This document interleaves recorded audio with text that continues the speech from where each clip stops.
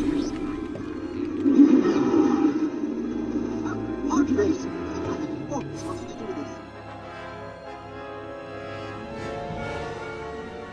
hello folks, Denobi2 here, and thank you for joining me once again on another visual tour. This is exciting. These type of arrivals always stir the imagination. The StarSpeeder 1000. This was a May the 4th exclusive on the Disney Store, and it sold out. It sold out pretty quick. I'm a huge fan of Star Tours, and in fact, I've been going to this attraction. Probably first time I can remember going on this attraction was probably 1992, and that was at the Magic Kingdom in Florida. And I've also been to the one in California. I've also been to the one in Japan, and for the most part they're all similar, and for the most part they all are running on the new conversion, which is the StarSpeeder 1000, which is this version where C-3PO takes over. Now, I like to take my time and archive the actual box for several reasons. One being, I don't think I'm going to be able to keep this box. These boxes are gorgeous, pretty and such, but they take up a lot of space. It shows right there. This is a Disney Store exclusive. I've been told, and I can never confirm this, a lot of these 3 3/4 inch scale vehicles are assembled ghost by Hasbro. It's just marketed and branded differently. So Hasbro can't stick their label on it. It's more of a Disney Store exclusive. So let's get on to it. Instructions come in different languages, English and French, Spanish as well too. Very, as far as the push button, if you were lucky enough to score the D23 exclusive StarSpeeder 3000, it's the same buttons and such. There is, it is very similar tooling. That was the whole idea when they were converting it from the 3000 series to the 1000 series, and to minimize the cost. If anything, all the money really went into the 3D effect and the high def screen and getting rid of wrecks, making sure the box is empty and so forth. First, a little bit of a disappointment are going to be the action figures. The figures that come with it are very standard, generic. R2-D2 can pass.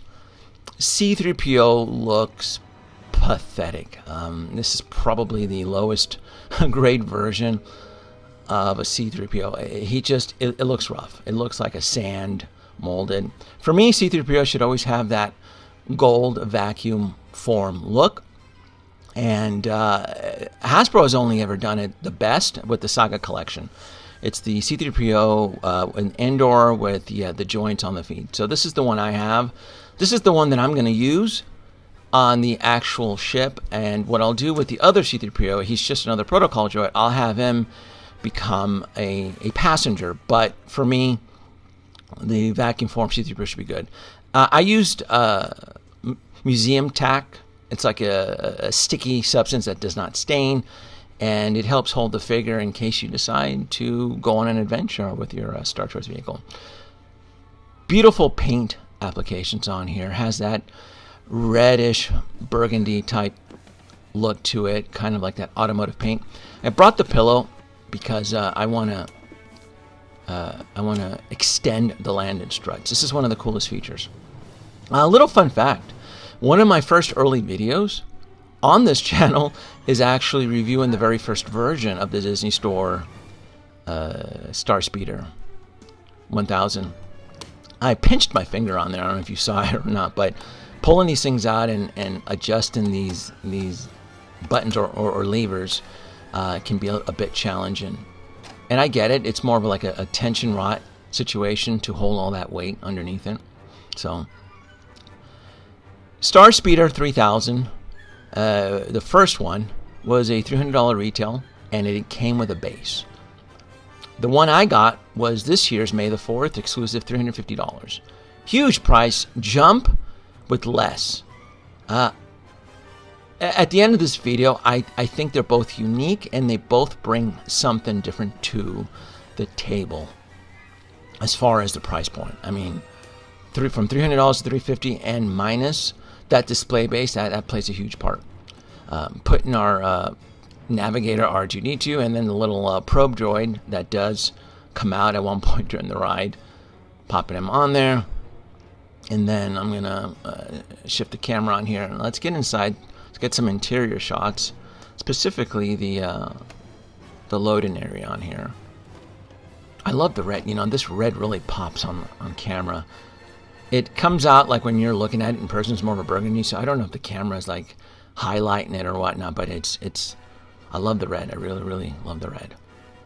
You can see the little circular base on there. I'm going to add some more sticky tack, and I'm going to place our pilot C-3PO on there, because at the end of the video I'm going to be popping in my Insta360 camera so we can get some point of view shots, what it would be like if you were this size and right in this actual toy with the camera. So it takes a bit of nudging, but again, I don't want to use glue, and the sticky tack has always worked for me.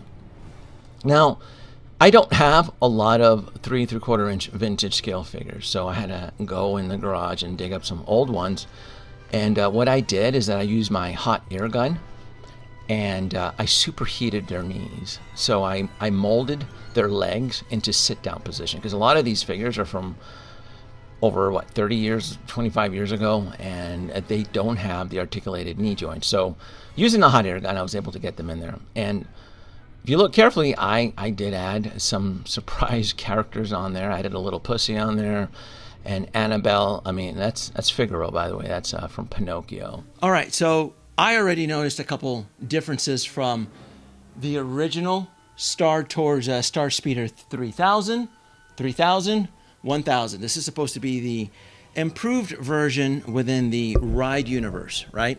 The red one here, anyway. More improved. So one of the perks from actually, if you're able to score this one, is that you got the base. You got a really cool illuminated base, and when you plug it in, the it actually stays illuminated. I don't know if you can hear it, but Rex gets powered up, and the front headlights stay on. And then, I don't know if you can see it, but the rear engine lights are glowing. Hopefully you can kind of see that, but these lights are on. Now, if I plug this one in, the 1000, there is no startup, and its rear engine lights do not light up. Nope, I don't see them at all. So this one was absolutely designed for display collector purposes. Illuminated base, the whole 3000. I mean, it was part of the anniversary edition, and I believe the headlights do stay on. So let me switch the camera. Okay, so powered on, the front headlights do stay on the 3000, and on the 1000 they do stay on. The biggest thing is that the rear lights don't turn on, and the 1000 doesn't have the illuminated, really cool display base. But these are two separate collectible pieces. I can tell you right now off the bat, they have their own uniqueness and value. As far as the tooling, yeah, the tooling is absolutely the same with the different paint schematics, but something that I've noticed too on the 1000 is that you get the full playback of the ride sequence. You do not get the full playback on the 3000. In fact, if anything, the 3000, it's broken up into little mini segments. So either they did some programming on the 1000, or they just added more memory. In fact, even the frame rate looks better. The video and the frame rate looks a lot better on the 1000 than it does on the 3000. 3000 is the white one. Red one is the 1000. The paint application, the burgundy, everything is gorgeous. The paint application, there's no dirty marks and stuff. I remember with this one here, out of the box, there's like dirt and scuff marks and stuff like that. And this was a sold out piece.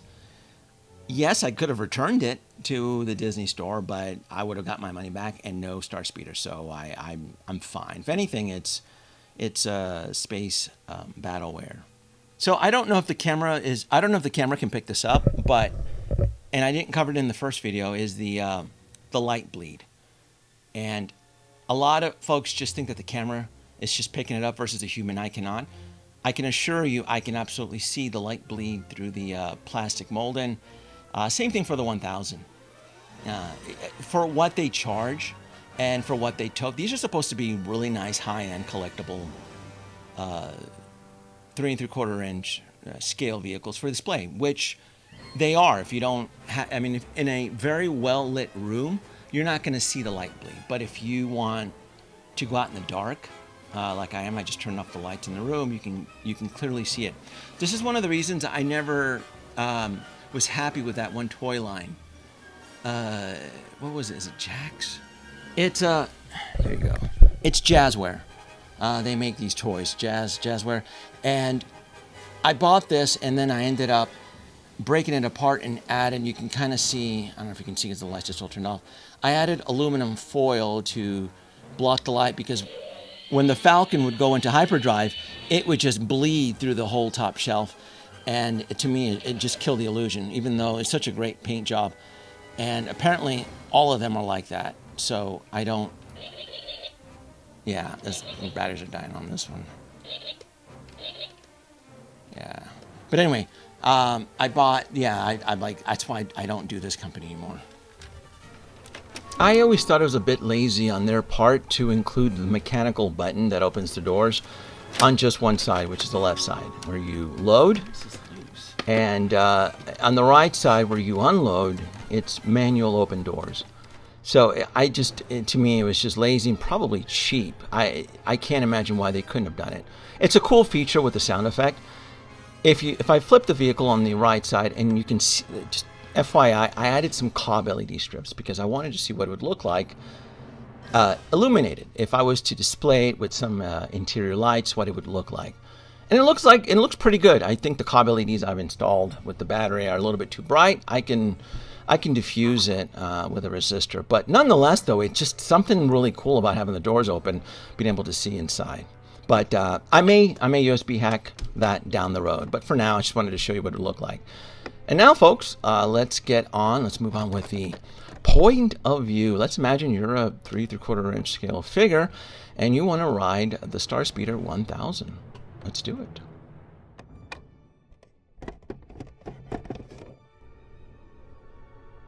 Star Tours 1401, you are cleared for departure. Initiate takeoff sequence. Takeoff sequence initiated. What's going on here? We are not ready for takeoff. The captain isn't on board yet. You never can't find this thing. No, neither can you. We need a proper pilot. Attention. All transport hold for security clearance. The stormtroopers will be deactivated for sure. Hold it right there, Captain. I'm not actually the captain. We're looking for this rebel spy. Have you seen her? No one on this transport could possibly be a spy. This is the speeder we're looking for. Blast them! Shields are part 2.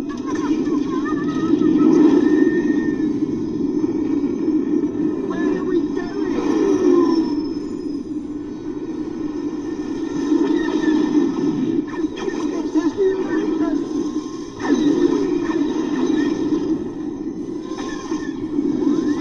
Don't you be dare make the jump to light speed.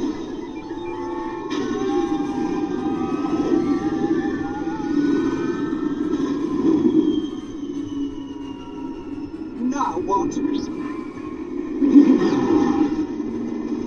Pod race! I've always wanted to do this. Hang on, everyone!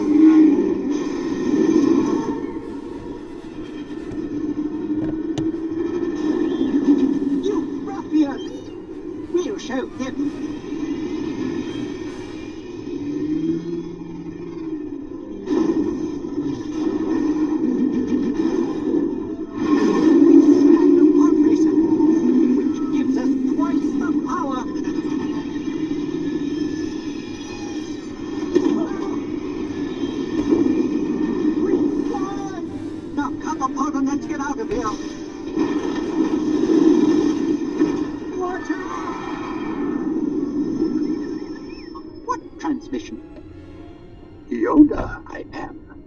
On your ship, one loyal to our cause you carry. Deliver her you must, or all will be lost. To your R2 unit, coordinates I will send. May the Force be with you. I'm afraid we've all just joined the Rebel Alliance. Where are we going?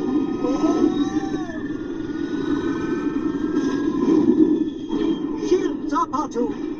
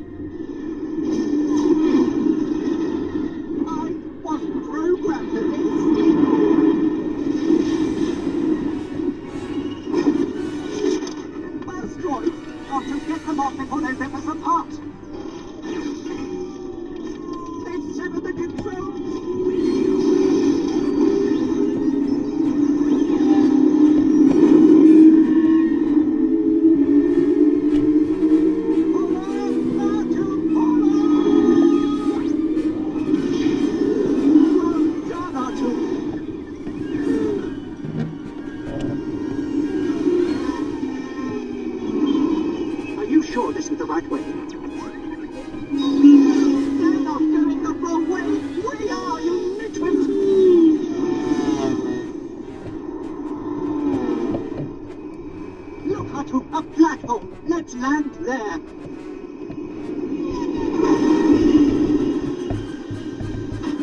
Well, thank the maker. Welcome, Star Tours. I trust our colleague is safe? Safe? Have you any idea what we've been through?